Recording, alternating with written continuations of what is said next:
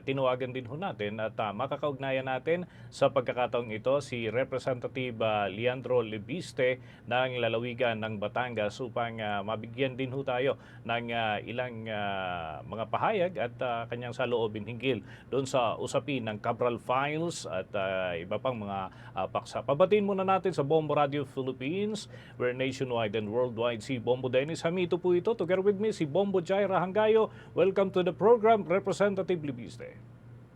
Ay, magandang umaga po. Okay. Unang-una, nais po namin ipabatid po sa inyo na kanina ay nakausap din ho namin itong si Representative Ridon. And kumusta naman ho kayo, yung inyong samahan bilang parehong miyembro ng mababang kapulungan ng Kongreso? Meron ba kayo in any way na naging dahilan dati ng inyo pong disgusto, diskusyon at iba pa? Representative Leviste? Hindi ko po nalaman na nakausap niyo kanina si Repridon muli. Parang ilang beses na tayo nag-usap tungkol dito sa inyong show. Okay. Wala naman. Actually, parang maganda nga na may diskusyon sa Kongreso kasi madalas sa Kongreso, hindi nagkakaroon ng debate. At yung iba nga mga miyembro, hindi nga pumapasok eh. Kaya, ano pa bang sinabi ni Repridon? Okay. Well, yun tungkol ho doon sa kanyang mga ilang punto at mga tugon din doon sa mga initial na nasabi. At sabi niya din na wala naman kayong conflict before. At ito lang talaga yung kumbaga hindi nagtutugma yung inyong mga saloobin dito sa Cabral Files and everything. Opo. Kasi yung isang binanggit ko din kahapon, may mga dokumento sa House na pag ginagawa ang National Expenditure Program ng DPWH, humihingi sila ng 150 million for district representative and 160 million for party list representative na ipinapasok ng DPWH sa NEP. Kaya yun po ang isang bagay na i-discuss ko din in relation to Repridon kasi sinabi niya ang party list niya ay walang insertion. Napapatunayan po sa mga dokumento ng House na ang party list niya, pati na rin po lahat ng mga party lists ay may, actually akala ko 160 million pesos pala na insertion. Naggulat din ho yung marami, Representative Libiste, dun sa inyong naging statement na parang ipinagtatagubilin nyo yung pag-iingat dun sa files dahil sa kung may masama kanyo na mangyari sa inyo. Meron ba kayong natatanggap na threat, valid threat or under verification ng mga banta sa buhay in any way? Nakakatakot talaga na ilabas ang files kasi mga tao na nasa listahan ayaw na lumabas na sila ay nasa listahan. At gustong-gusto ko pong ilabas na pero nung may inilabas nga kami, ina-question pa nga ni Yusek Claire Castro kung totoo ito dahil sabi niya dapat manggaling sa DPWH. Kaya ako nga po mula sa simula sinasabi na dapat ang DPWH ang maglabas. Ako po ay nagpapasalamat na ibinigay na nga nila sa ombudsman nung isang araw. Pero hindi ko po alam bakit hindi nilang nila, then isa publiko ang ibinigay nila sa ombudsman. At ang sagot ko po sa inyong tanong ay, siyempre kung may mga galit sa iyo, hindi naman nila sasabihin sa iyo, baka may biglang gagawin lang sila. Pero napakarami po talagang mga ayaw na lumabas ito. Pati si Sec Vince mukhang nahihirapan na sumagot tungkol sa bakit hindi ilalabas yung files na to kasi kung maraming kumakausap sa akin na wag ilabas, baka marami din pong kumakausap sa kanya na wag ilabas. Maliban ho dun sa naging statement ni Secretary Vince Dizon na sabi niya ay hindi niya masabi na na-certify niya as exact and correct yung mga files dun sa mismong record ng kanilang tanggapan. So, ano ho ang inyong saloobin dito? Or baka may panawagan kayo kay Secretary Vince? Opo. Alam ko na nasa bakasyon abroad si Sec Vince ngayon at ayaw ko naman na habang nasa bakasyon siya, i-authenticate pa niya ito. Pero hindi ko po alam bakit hindi na lang kaya ng kanyang staff na i-authenticate yung in-upload na napakarami naman ng mga kababayan natin binasa na nila yung mga files, pwede lang naman nilang basahin yung in-upload ko sa Facebook ngayong araw at sagutin kung ito po yung binigay nila sa akin o hindi. Kasi kaya ko ito sinasabi, ito nga ang ibinigay nila sa akin na mga files. Ayun. Ang akin hong katandem dito, si Bombo Jai Rahanggayo, may ilang punto rin na nais pong linawin para po sa inyo, Representative Libiste. Representative, handa po ba kayo na ilabas itong buong kopya ng Cabral Files sa publiko? Ako po ay maghihintay ngayong araw sa sasagutin ng DPWH tungkol sa katotohanan ng mga files. Mhm. And may mga mambabatas o matataas na opisyal ba na pinangalanan dito sa mga dokumento, Representative? Ang sinabi ko naman noon pa ay halos buong gobyerno ay may mga insertion, di ba? At hindi po dapat ito ikahiya. At kung iisipin natin na lahat ng mga tao na may insertion ay masama, di buong gobyerno ay masama, ay hindi naman siguro. Kaya ang sagot ko po sa inyong tanong ay yes. At sana wag natin ikahiya, ipagmalaki pa natin ang ating mga in-insert na mga proyekto. Sa usapin naman, Representative, ng insertions, amendments, allocables, lahat doon sa Kongreso ay mayroong ganun and na-include din yung name ng inyong mother dito, si Senator Licarda. Ano po yung take, ano yung comment nyo dito, Representative? Dapat nga wag ikahiya ang mga insertion. Ipagmalaki natin dahil kasama naman talaga to sa trabaho ng mga congressman at senador mula noon pa. Yung nakakapagtaka lang, pag itinatago, iisipin na ng publiko, baka may dahilan na ito po ay itinatago. Alright, sige. Thank you so much. Kaya, by the way, ang Monday yung approval ng BICAM. Kaya din po tayo nagpo-push na maraming mga datos na isa publiko ngayon tungkol sa mga insertion, hindi lang po sa DPWH, kundi din sa ibang mga ahensya ng gobyerno. Dahil gusto natin sana lumabas sa publiko ang mga proponents ng mga insertions bago maratifika ang budget. Thank you so much, Representative Bombo Dennis. Anything to add? Okay.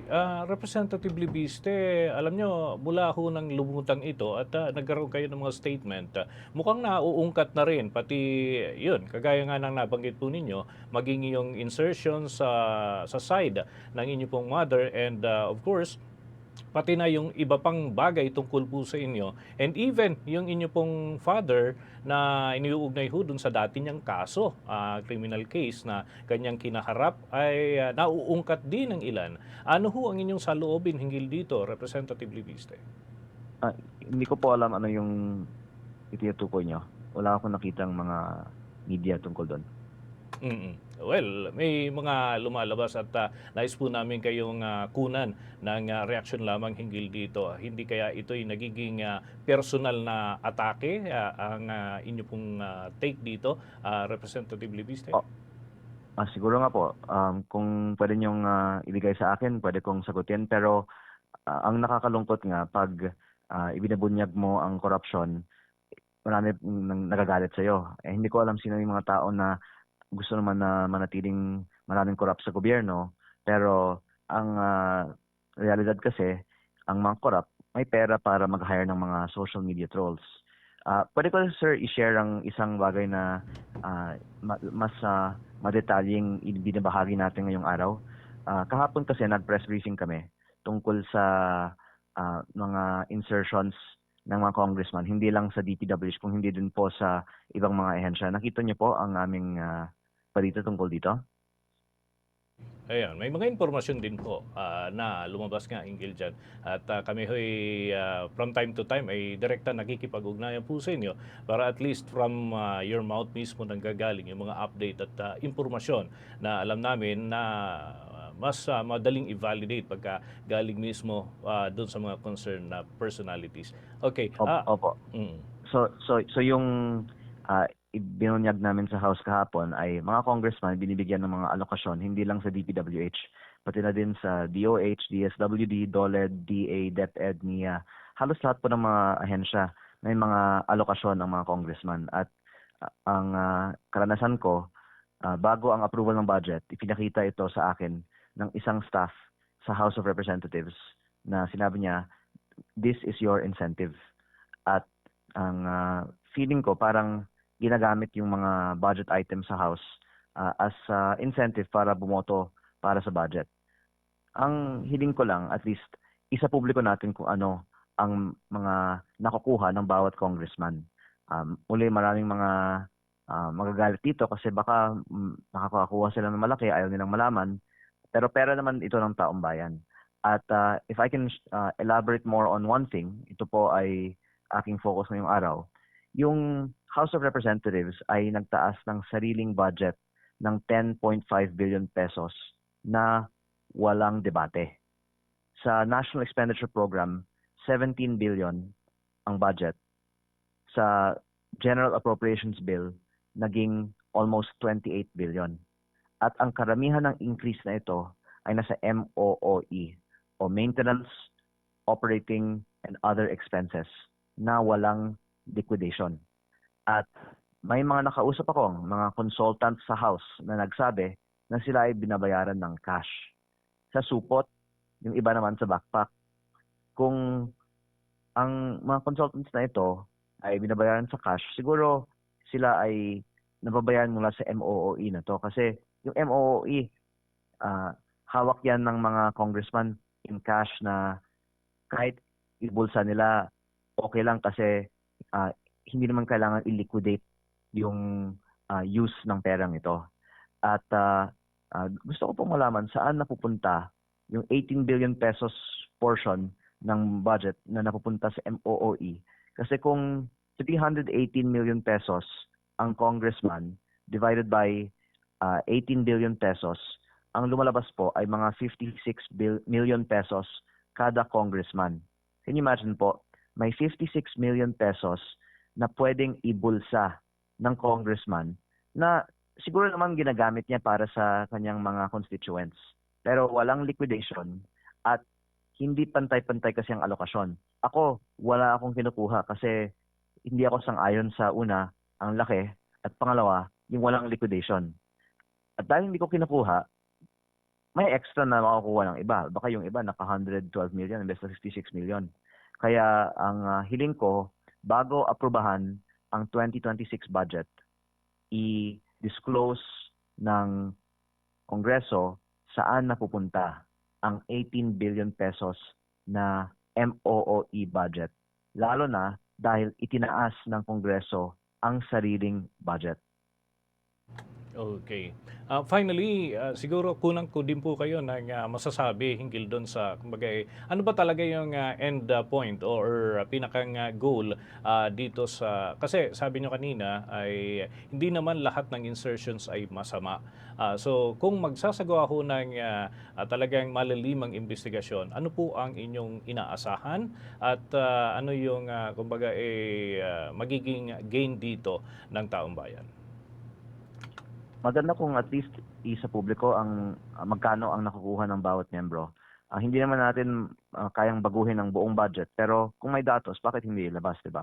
At pag ilabas ang datos, then baka mahihiya naman yung iba na ang laki ng budget nila na hindi naman nakikita ng kanilang mga constituents at magkakaroon ng mas equitable na distribution na ng budget.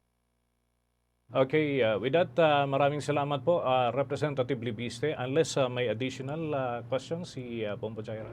Okay naman ba, Dennis? Thank you so Okay, much. so with that, maraming salamat po sa pagpapaunlak sa panayam na ito ngayong umaga. Thank you po. Okay, thank you so much. At yan mga kabombong, naging takbo ng atin hong pagtatanong na rin dito kay Representative Leandro Libiste ng lalawigan ng Batangas at yan ay tungkol pa rin doon sa mainit at masalimot na usapin ng ating pambansang pondo para sa 2026.